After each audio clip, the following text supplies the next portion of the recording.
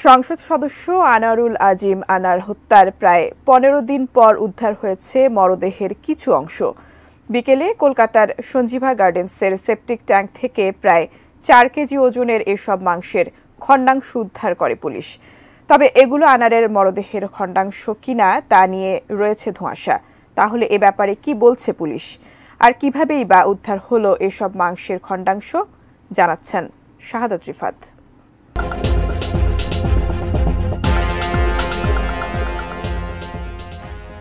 CCTV footage ও গ্রেপ্তারকৃত আসামিদের তথ্য অনুযায়ী পুলিশের ধারণা ১৩ মে দুপুরে কলকাতার সঞ্জীবা গার্ডেন্সের একটি ফ্ল্যাটে হত্যা করা হয় ঝিনাইদহ ৪ আসনের সংসদ সদস্য আনারুল আজিম আনারকে। আর এর ঠিক একদিন আগে অর্থাৎ ১২ মে চিকিৎসার উদ্দেশ্যে ভারতে গিয়েছিলেন সংসদ সদস্য আনার। পুলিশের তথ্য থেকে জানা যায়, পূর্ব পরিকল্পনা অনুযায়ী আনারকে সুকৌশলে কলকাতার নিউ টাউন এলাকার ওই আবাসিক ভবনে ডেকে নিয়ে যাওয়া হয়। সেখানেই তাকে হত্যা করে মরদেহ টুকরো টুকরো করে ট্রলি ব্যাগে নিয়ে বিভিন্ন স্থানে ফেলে দেয় হত্যাকারীরা। এদিকে ঘটনায় জড়িত থাকার অভিযোগে ভারত ও বাংলাদেশ থেকে বেশ কয়েকজন আসামিকে গ্রেপ্তার করেছে দুই দেশের পুলিশ। উঠে এসেছে হত্যার মাস্টারমাইন্ড যুক্তরাষ্ট্রে পালিয়ে যাওয়া আখতারুজ্জামান শাহিনের নাম। তবে হত্যার সঙ্গে জড়িতদের নাম ও সিসিটিভি ফুটেজ সামনে আসলেও এমপি আনারের মরদেহ উদ্ধার করতে রীতিমতো হিমশিম খায় কলকাতা পুলিশ। এর মধ্যে প্রায় ১৫ দিন পর মঙ্গলবার বিকেলে কলকাতার সঞ্জীবা গার্ডেন্সের সেফটি ট্যাঙ্ক থেকে উদ্ধার হয়েছে মরদেহের কিছু খণ্ডিত অংশ। জানা যায়, সঞ্জীবা গার্ডেন্সের যে ফ্ল্যাটে আনারকে হত্যা করা হয় সেই ভবনের টয়লেটের সেফটি ট্যাঙ্কে তল্লাশি চালিয়ে ও সুয়ারেজ পাইপ ভেঙে এই মাংসগুলো উদ্ধার করা হয়। তবে প্রায় ৪ কেজি ওজনের এসব মাংসের খণ্ডাংশ এমপি আনোয়ারের কিনা তা নিশ্চিত করতে পারেনি পুলিশ।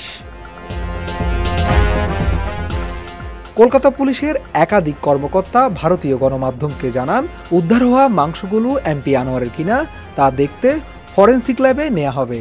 ডিএনএ পরীক্ষা শেষে তারা নিশ্চিত করে তথ্য দিতে পারবেন। প্রত্যক্ষদর্শী ও আবাসনের সুয়ারেজ সিস্টেমের কর্মী সিদ্ধেশ্বর মণ্ডল জানান, একটি কাঁচের জারে লবণ মিশ্রিত পানিতে মাংসগুলি রাখা হয়েছে।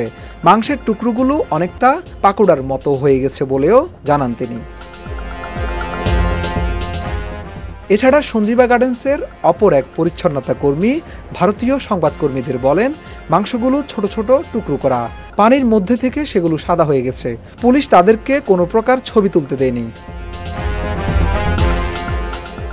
মূলত এই মাংসের অংশগুলি সঞ্জীবা গার্ডেন্সের যে ফ্ল্যাটে আনারকে হত্যা করা হয় তার ওয়াশরুমের কমোডে ফেলে দিয়েছিল বলে ঘাতক কসাই জিহাদ হাওলাদার সিআইডিকে আগেই নিশ্চিত করেছিল।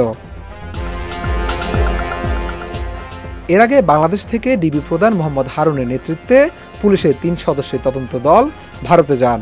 এরপর কলকাতা পুলিশের সহযোগিতায় কসাই জিহাদকে নিয়ে আনারের মরদেহের খণ্ডিত অংশ খুঁজতে অভিযান পরিচালনা করেন। সাথে কথা হয়েছে, অন্যান্য আসামির সাথে কথা হয়েছে।